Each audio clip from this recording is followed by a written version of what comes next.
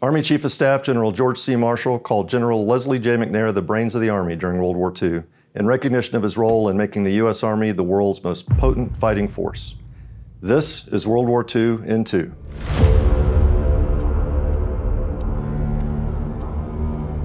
I'm Mark Calhoun from the National World War II Museum. General McNair had a long and successful career before World War II.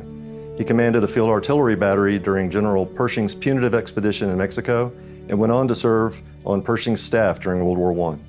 General Pershing promoted McNair to Brigadier General in October 1918 at the age of 35, making him the U.S. Army's youngest general officer. During the interwar period, McNair was one of the Army's most talented innovators. In the early 30s, he oversaw the Field Artillery School's development of massed indirect fire procedures, which made the U.S. Army's field artillery the most effective of any military in the world. In 1937, he led the design and testing of the Triangular Infantry Division, a streamlined and versatile organization that greatly enhanced the U.S. Army's effectiveness in maneuver warfare.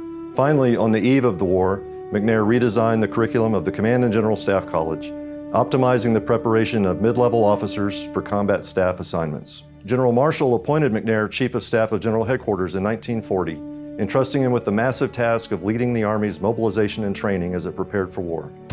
When Germany invaded Poland in 1939, the U.S. Army barely ranked among the world's 20 most powerful armies, with a strength of just 189,000 officers and men. Under McNair's leadership, the Army grew to more than 8 million strong by the end of the war. The U.S. Army still relies on individual and collective training methods that General McNair developed more than 80 years ago. When the War Department reorganized in 1942, General Marshall called on McNair again, this time naming him commander of the Army Ground Forces. As mobilization wound down, McNair focused on ensuring the success of the GI in combat. He instituted a process of gathering and sharing lessons learned across the force so that units did not repeat mistakes made in earlier campaigns. In early 1944, McNair analyzed ground forces casualty rates, which revealed that the infantry bore the brunt of the war. Despite making up only 11% of the Army's strength, the infantry suffered 60% of all ground forces casualties. To recognize the infantry's sacrifice and to boost the GI's morale, McNair championed the creation of the Expert Infantryman Badge, which infantry soldiers could earn through a long and challenging process of training and evaluation. Today's U.S. Army infantry soldiers still strive to earn this badge, a modern-day symbol of General McNair's lasting legacy.